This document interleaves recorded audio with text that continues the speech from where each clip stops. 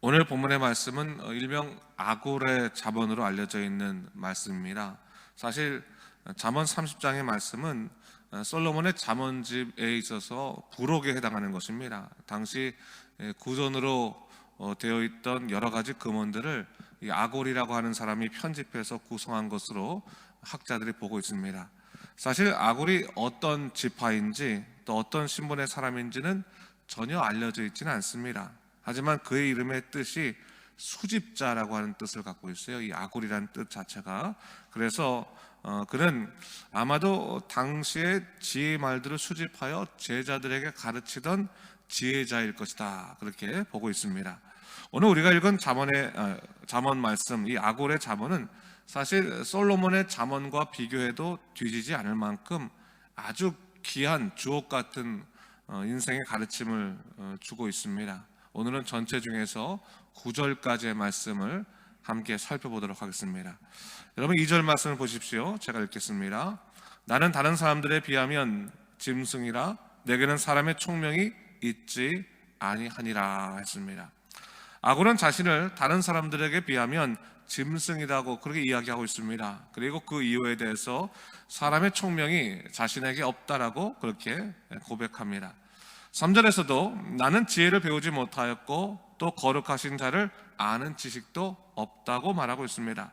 사실 오늘 본문 2절과 3절은 크게 보아서 두 가지 측면에서 이해될 수 있을 겁니다. 첫 번째로는 겸손이라는 측면에서 이해할 수도 있고, 또 하나는 삶의 원리라는 차원에서 우리가 생각해 볼 수도 있습니다.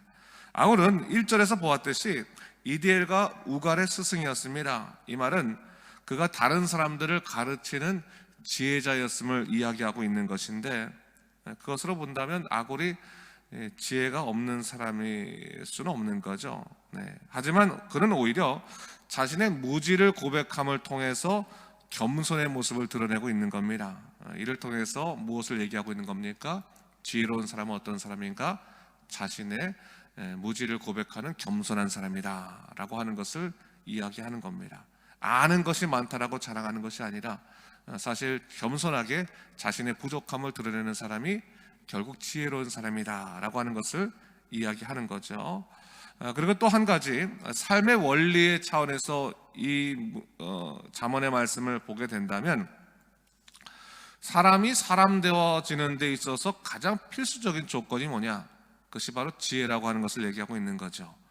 짐승은 그 본능에 따라서 상황에 반응하며 살아가지만, 그래서 그들은 인생의 목적도 없고 또 생명을 창조하신 하나님에 대한 인식도 없지만, 사람은 어떤 존재냐? 생명을 창조하신 하나님에 대한 인식을 가진 존재가 바로 사람이다. 그러므로 사람이 사람다워지려면 하나님에 관한 인식이 있어야 된다라고 하는 것을 여기서 얘기하고 있는 겁니다. 그런 의미에서 본다면 인생을 창조하신 하나님에 대한 인식 없이 자기 인생 살기에 급급한 사람들은 결국 짐승의 삶과 다를 바가 없는 것이다 라고 하는 것을 얘기하고 있는 것이죠. 4절과 5절 말씀을 제가 읽겠습니다. 한번 보세요, 여러분. 하늘에 올라갔다가 내려온 자가 누구인지, 바람을 그 장중에 모은 자가 누구인지, 물을 옷에 싼 자가 누구인지, 땅의 모든 끝을 정한 자가 누구인지, 그 이름이 무엇인지, 그의 아들의 이름이 무엇인지 너는 아느냐?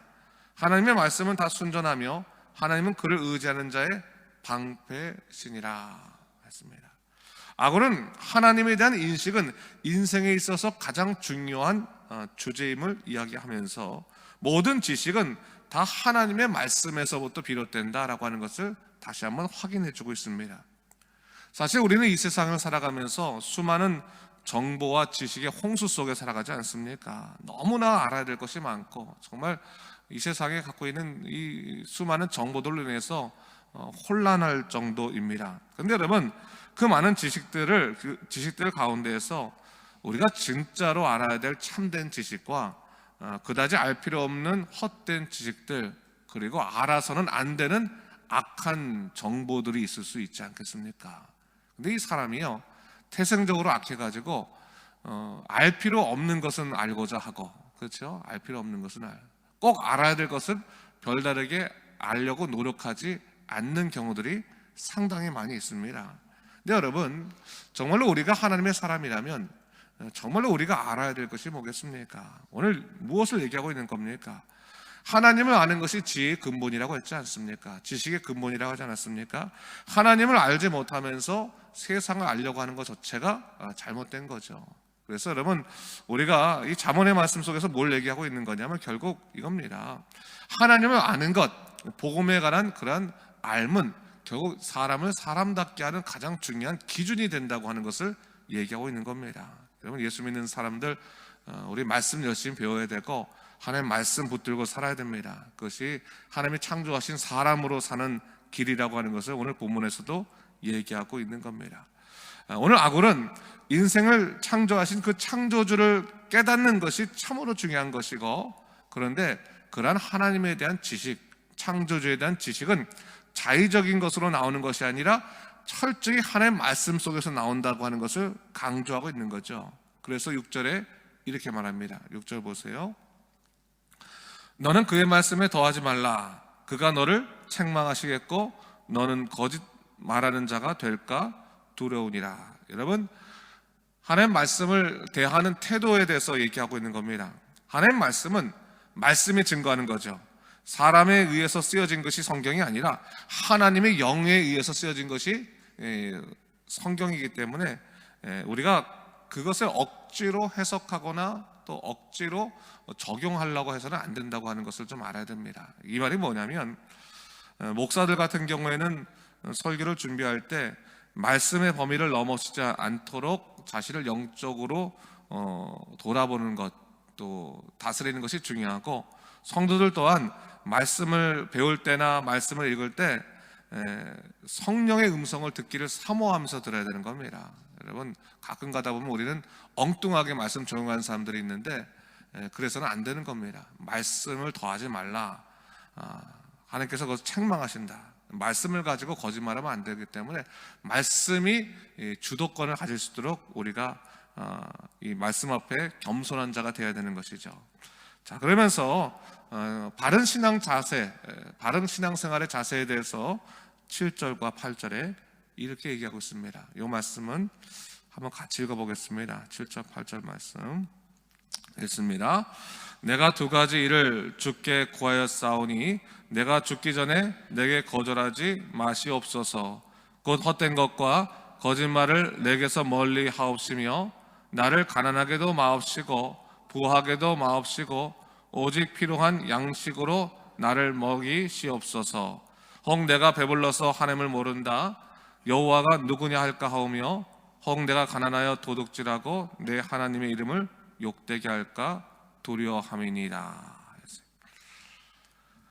두 가지를 이야기하고 있습니다. 기도하고 있습니다. 첫 번째로 헛된 것과 거짓말을 내게서 멀리 해달라, 그렇게 기도하고 있습니다.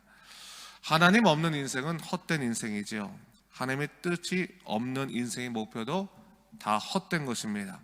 그런데 문제는 사람이 이런 헛된 것에 마음을 빼앗기더라 하고 하는 것입니다. 그래서 이 세상에 마음을 빼앗기고 난 다음에 이를 가리기 위해서 스스로 거짓말하고 또 스스로 위로하는 경우들이 있는데, 아굴이 그 점을 지금 지적하고 있는 것이죠.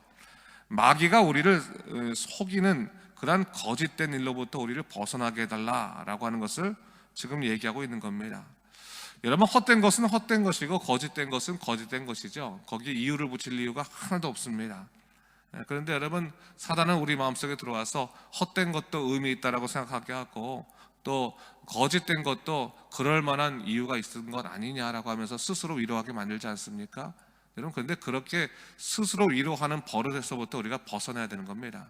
잘못하고 나면 회개하면 되는 것인데 우리는 사실 회개하지 않고 하나님께서 이해하실 거야, 내가 그럴 수밖에 없었잖아, 그러면서 자꾸 우리 스스로를 위로하고 위안하고 또 합리화시키는데 그건 별로 좋은 신앙의 자세는 아니거든요.